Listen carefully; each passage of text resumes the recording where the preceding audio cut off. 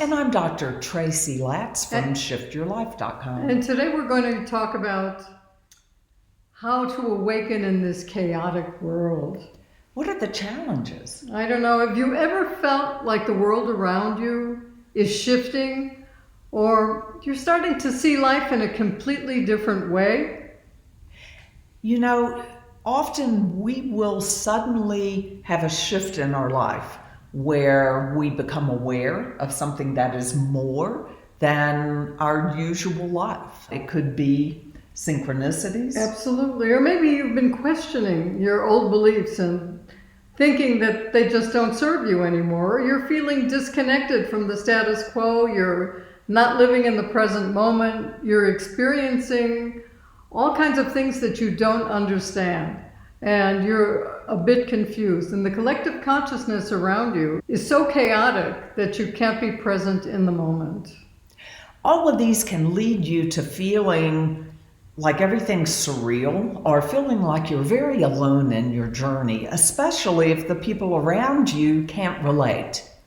So if so, you might be going through a spiritual awakening where you're changing and the people around you aren't. In today's episode, we're going to explore what it means to awaken in the 21st century. It's way different than it was in ancient times, and I'm not that old, neither are you, but from what we've read, it's very, very different. We're going to talk about the challenges that come with it and how to navigate the transformation with clarity and confidence, because it's a real journey. So let's dive in. Tracy? What is a spiritual awakening? Today, it could be feeling disconnected from your material success, where suddenly you had been very successful, but it no longer seems to fill your soul. So you feel something is missing in your life. I remember when I was in my 40s, which was a while ago. It doesn't really feel like it, but I was very successful in business, and I had accomplished all of my goals, and I went through the whole list and everything was checked off. And I still felt pretty empty. And that's when I had a spiritual awakening, that there was more to life than having all the toys and being better than everyone else and being in a constant competition. And for me, I grew up feeling very much aware of an alternate sort of world from my siblings, from my friends, but then learned to shut it down because I was so worried about being considered weird. Well, Tracy was weird. Wait. Tracy, her sisters tell me that a song would come on the radio and she'd be singing it, and the song had just come out that day, especially Beatles songs.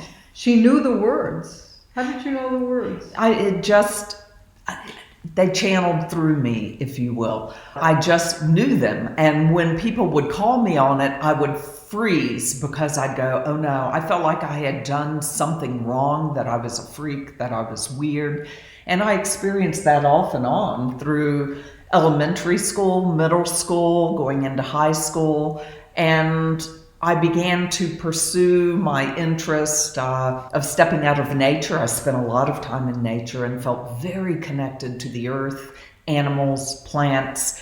And so that's what a lot of people will describe as an awakening for them. For me, it was second nature, but because of fear of being ostracized, of people thinking I was weird and not wanting to be around me, I learned to shut it down, and I focus more on science as we know it, not what we know today with quantum. Right, not quantum physics, but basic biology. When I was in my 20s, I was a banker, and I was in a suit, high heels, living in New York City. I was walking across First Avenue, and all of a sudden, boom, I had this spiritual awakening. I just looked up and I felt this oneness, and it made no sense. This wasn't different from any other day I've ever had. And I just felt it, and I knew there was something else. What woke me back up from shutting things down to be normal in the world was experiences with a patient that was suicidal in my office. I am an integrative psychiatrist, and I had a knowing. I could visually see a bad outcome for this person. I somehow knew almost through telepathy with her, which was weird at that time. You couldn't talk to anyone about it, especially as a psychiatrist. But I could visualize her following through with an act that would mean she would no longer be here. And I sort of paused and was very anxious, calmed myself down. And when I calmed myself down, I was able to hear something telling me to ask her specific questions, which then got her from this hopelessness into recalling someone who had brought much compassion to her life. And that gave her the hope and the courage for moving on. And she later told me 3 years later, after her therapy was complete and she was doing much better, she told me, "Do you remember that day I came in? That day I had planned to end everything. And you said something to me that turned it all around." And it was not something that anyone taught me or told me. It was something I trusted my own awakening and knowing. But what made me really want to step back on that more spiritual path of recognizing and knowing who I truly am was when I had a health scare. That was my dark night of the soul. Right. And a lot of people need a dark night of the soul to do what I call an ego stripping, to make you stop relying on the things that you have known or held on to as the reality of your life. So awakening takes many different paths. For some people it's boom, they just feel it. The ancient way is sitting in meditation like Buddha under a tree until, I don't know, whatever hits you. Or attending ancient mystery schools, how they used to be way back when, where it was Egypt. a life of often being locked away from many people in the public eye and doing a lot of solitude prayer, being trained on how to open up the energies or the channel for you to be more aware of the connection to God's source. And you used to go through all different kinds of rituals. So the definition of seeking spirituality is so vastly different. And what is the definition of spirituality? I know for many it's feeling a oneness with everything that is. For others it's sort of walking as a shaman in the world, being aware that you can stand here and see the world physically as many people see it, but also by choice being able to be aware of what's going on in different dimensions that is not seen by the physical eye, but is seen by spiritual vision. And we do know now by quantum science, quantum physics, that there are alternate dimensions going on and that things are not quite how we were taught. Perhaps. And we just might be living in multiple dimensions at the same time, and that perhaps there is no past and there is no future. You're always in the present moment in one dimension or another. So the path of spirituality is expanded tremendously with science and with different knowings that people have been coming in with. And there's so many gurus out there talking about different aspects of spirituality that can be extremely confusing. So one thing we're going to tell you is don't believe anyone or anything unless you resonate with it. If it resonates with you, then be aware this may be your path, because no one can take you on their spiritual journey, and no two people awaken or unfold in their own spiritual path in the same way. And there's no right or wrong, because in the end we get there anyway, because we're all eternal. So there's no race. And the other thing is, you can't compare yourself with anyone else ever, because we're all this beautiful diamond emanating from the one spirit. And we're all very different. We are, each of us, unique. I know it always sounds funny. Unique and yet not, because we all come through with different vibrational frequencies that represent our oversoul, that then emanates and then has higher selves emanating and experiencing things on various dimensions. Now that may kind of blow people's minds, and we talk about that more in some of our in-depth classes. But when you begin to understand that, again, I like to say, because we're all here. If you're listening to me, you're not in some other dimension listening to me. You're listening in this earth at this dimension, moment, right? In this moment. And this is Earth School.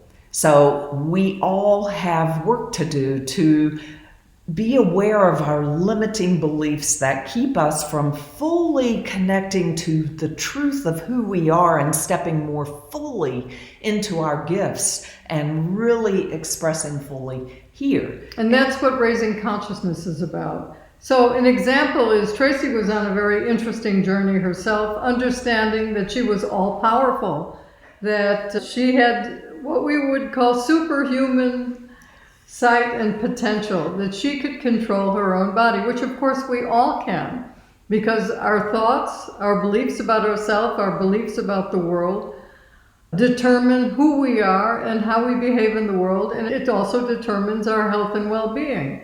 And Tracy has a very interesting story because it's inspired a lot of people to understand how powerful we are as creators in our physical, mental, and spiritual lives. Go for it. Part of my dark night of the soul was a physical issue which involved my left breast. I had had perfectly normal mammograms all the way up until I was 40. I'm 63 now. But at age 40, out of the blue, never seen before, there were multiple calcifications in my left breast, nothing like it in my right, never any history of fibrous cystic breast disease.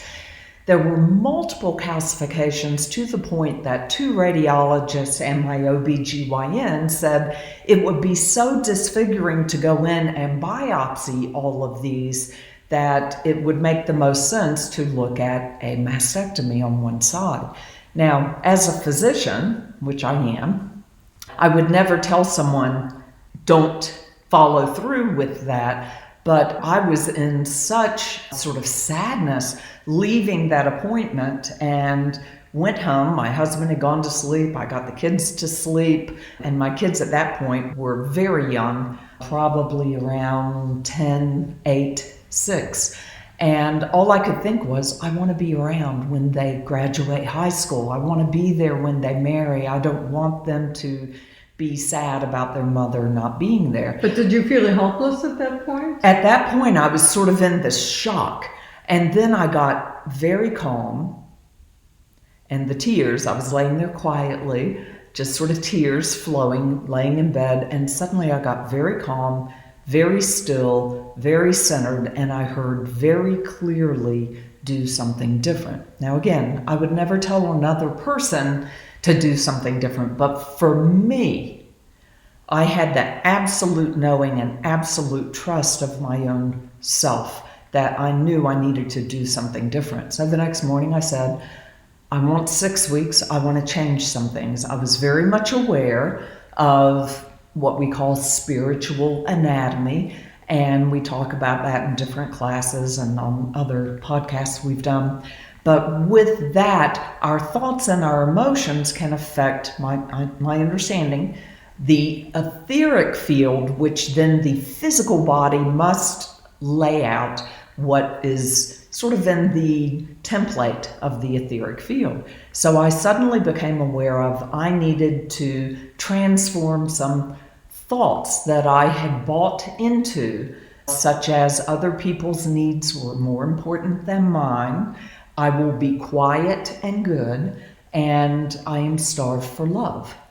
Because when you do live through a belief starting in childhood that I'll be quiet and good and everyone else's needs are more important than mine, then you begin to not allow other people to meet your needs, and you begin to feel like no one is, and you begin to feel like no one is sending you love. So it was a natural progression, but I had to look that in the eye and challenge it. So I began to do different things. I understood enough about vibrational medicine. I was toning. I was picturing what I saw as this beautiful ball of light moving through my body. I did that that visualization at least twice a day, and I could feel things move. Once I would call it in and visualize it, I would allow it to move at its own rate.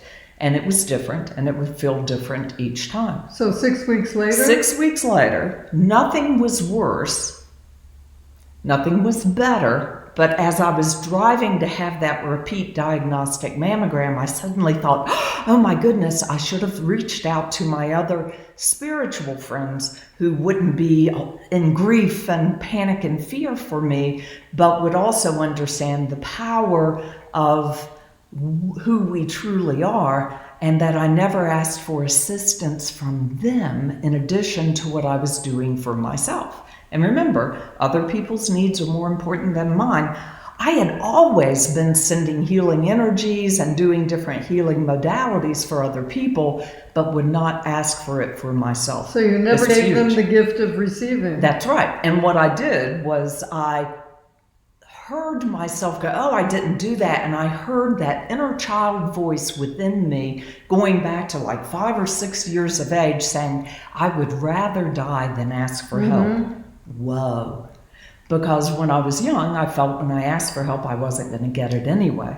So I wouldn't ask. I would just figure things out. So this also shows that faulty thoughts like that, thoughts that are just totally inappropriate, can drive us into the dark night of the soul. But the dark night of the soul is a good thing because it wakes you up. Yeah. And as I understood with spiritual anatomy, left breast issues are high heart. They have to do with balancing of compassion for self or for others. And it was left breast, which was about receiving compassion. And I had no problem my whole life giving compassion to others, but it was allowing my own self to receive compassion. So I changed it. That morning I said, I want 6 more weeks. My OB was kind of, but he said, it's not worse, so okay.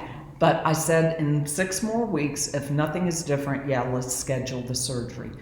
I continued doing what I did. I reached out immediately that same day to my spiritual friends. I was open to receive and allowing myself to receive from me, but also others. 6 weeks later, the OB came in and he said, I don't know how to explain this. And I said, you don't have to. He said, you don't know what I'm talking about. I said, I think I do. And he just shook his head and he showed all the negative mammograms, the one 3 months prior, that was clearly a problem. The one 6 weeks before, still a problem. And he popped up the one from that day. He goes, it's gone. It's clear. It's like all of your previous mammograms, and I can't explain it. And I said, that's okay, I can. So that was a great awakening coming out of a dark night of the soul, but it also comes with a lot of challenge, because there are a lot of challenges to awakening, especially from the dark night of the soul, because you can start feeling lonely, you can start feeling isolated, people don't understand you anymore, because you're coming from a whole different space.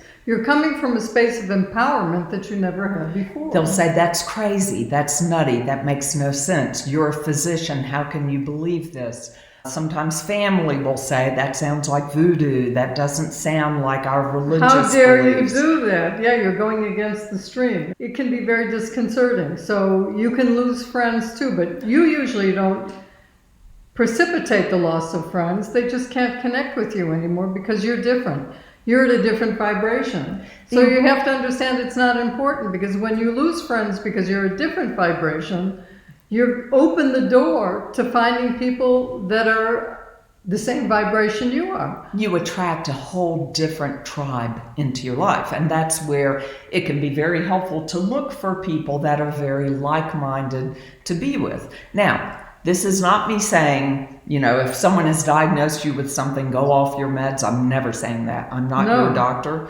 and you need to trust your own knowing. And I have a lot of people who have said, I would never trust myself with that. And if I didn't feel absolutely that I could trust that, believe me, I would have gone forward with Western medicine. But you have to begin to learn to trust your knowings. And as you're awakening, you do. And the more you awakening, the more quickly knowings come. So we're talking about intuition. You're going to have intuition. How do I know that this thought coming into my head or the sound that I'm hearing is real? Because if you get it like that, boom, then it's real. If you have to think about it, it's not real. If it's monkey mind sort of things, and you're like, well, maybe it's this, then that's mind chatter. Also, I am a psychiatrist. If you were hearing external voices that are frightening coming to you, that is not your own inner still small voice. No, go see a doctor for that. That inner still small voice has nothing but love and compassion for you and will not lead you astray. Important. Another thing is we're all trying to be spiritually aware, but we're so overwhelmed because we're glued to YouTube and everyone's free information out there and learning how to channel, and it doesn't end. Anyway, all of the people are going to psychics all the time too. I mean, we can do psychic readings, but we don't because we'd rather teach people how to go within and find their own way, use their own psychic powers. But I have a lot of patients that go to psychics. They'll go to one and they'll say, I didn't like what that psychic had to say. I'm going to go to another one. I'm not getting the answer I want to hear. So learn how to do it yourself. Don't believe or trust anyone's advice if it doesn't resonate with you. Really, really important. And don't get overwhelmed. You need time and space for yourself. Use discretion and don't be in denial. I'm awakening and everything's fine, but my leg is falling off. That could be a clue. Because you're awakening doesn't mean anything is fine. It just means that you're recognizing the universe in a whole different way. You're recognizing your place in the universe in a whole different way. That's all it means. It doesn't mean that you're higher or better or greater than anyone else. It means that you've created an awareness. You're changing your beliefs about yourself and the world. You're changing your thoughts and emotions in accordance with your new connections. As you're awakening, you need to be aware of protecting your energies from harsh people, harsh environments, and that doesn't mean living in fear over that. There are very simple tools and techniques for grounding, because you need to be grounded and not flying around up here. We did another podcast recently We just did a podcast about grounding, which is very important. And another thing is, you're going to notice once you start awakening that there are energy vampires everywhere around you. And what are energy vampires? They're negative people that suck your energy. They just want to talk and talk and talk. They never listen. They never ask how you're doing.